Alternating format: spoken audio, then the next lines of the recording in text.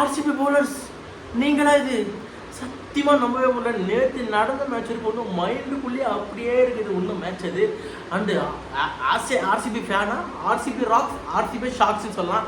அப்போ இருந்து நேற்று நடந்த மேட்ச் இருக்கும். ஏன்னா எஸ்ஆர்ஹெச்ன்றது எல்லாரையும் அலற விட்டாங்க எல்லா டீமையும். எஸ்ஆர்ஹெச் டீம் வேற வெறித்தனமாக 267, 280, 270 ஸ்கோரு. என்னடா இது T20 நினச்சி நிற்கிறீங்களா, ஓடியை நினச்சி நிற்கிற மாதிரி இருந்துச்சு. ஆனால் அந்த மாதிரி டீமை டக்கூட்டு டக்கூட்டு பண்ண வச்சிட்டீங்க.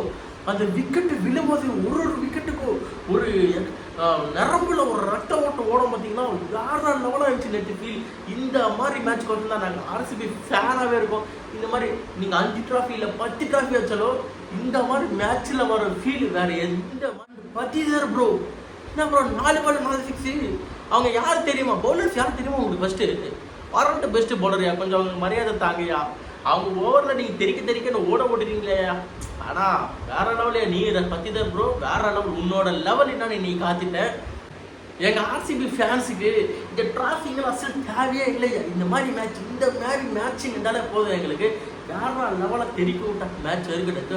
அண்ட் இந்த மாதிரி மேட்சும் கொஞ்சம் ரெக்கார்டு பிரேக்கிங் இருந்தால் வேற லெவல். ஆர்சிபி ஃபேன்ஸுக்கு இதுவே போதும். இந்த டிராஃபிக் எல்லாம் ஓரம் தள்ளி வச்சுக்கலாம். தேவையே இல்லை நம்ம டிராஃபி. ஆனால் ஏன்னா இந்த 5 ட்ராஃபி அடித்தவனாலேயே கண்ட்ரோல் பண்ண முடியல எஸ்ஆர்ஹெச்சை. நாங்கள் சால்ட்டு வேற சப்ப மாட்டேன்னு சொல்லிட்டு அடித்து தூக்கிட்டு போயிட்டோம்.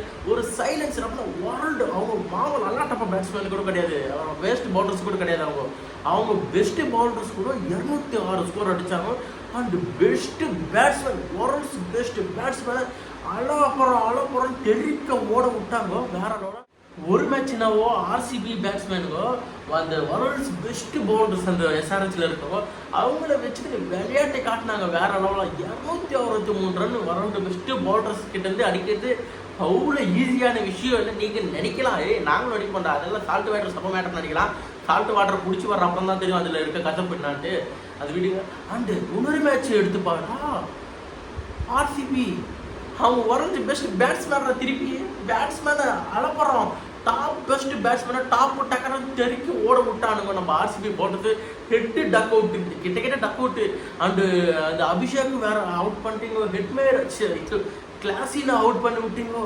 அந்த நிதிஷ் இந்த விக்கெட்டுக்கு விழும்போது ஒரு விக்கெட்டுக்கு நரம்புக்குள்ள ஓட ரத்தம் அந்த ஃபீலை வேற லெவலு. இந்த மாதிரி மேட்ச் தான் எங்கள் ஆர்சிபி ஃபேன்ஸுக்கு தேவை. அண்ட் ஸ்வப்னில் சிங் எங்கேயா இருந்த நித்தினாலு அண்ட் ஆர்சிபி மேனேஜ்மெண்ட் என்னையா பண்ணுறீங்க? இது மாதிரி ஸ்பின் பண்ணுறது வச்சுக்கின்னு பெஞ்சில் உட்கார வைக்கிறதுக்காக அவ்வளோ கோடி கொடுத்து அவங்கள லட்சமாக கொடுத்து வாங்கி வைக்கிறீங்க. என்னையா பண்ணுறீங்க மேனேஜ்மெண்ட்? சத்தியமாக நீங்கள் உங்களுக்கு யார் இந்த மேனேஜ்மெண்ட் போஸ்டிங் கொடுத்தான்னு தெரியல. உங்களை விட்டுருங்க. அண்ட் கேமரான் கிரீன் இத்தனை பேரோட திட்டுனா இந்த மேட்ச் வரைக்கும் நீ கிழிச்சிட்ட 34 ரன்னு அண்ட் 2 விக்கெட்டு வேற லெவலுப்பா கேமரான் கிரீன். இந்த மேட்ச்சில் தான் நீ கொடுத்த காசுக்கு நல்லா ஆடுன அப்படின்னு சொல்கிற, சூப்பராக ஆடுன நீ வேற லெவலு கேமரான் கிரீன். இதே மாதிரி எல்லா மேட்சும் ஆடி உன்னை 5-5 ஆர்சிபி ஜெயிச்சு கொஞ்சம் குவாலிஃபை கூட்டு போனால் சந்தோஷம்தான்.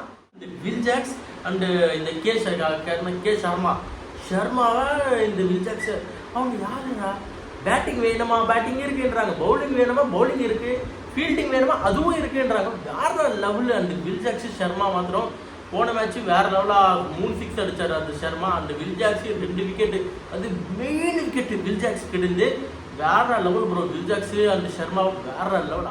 நம்ம நேற்று நடந்த மேட்ச் வரைக்கும் வேற லெவல் ஆர்சிபி. நீங்கள் வேற லெவல்.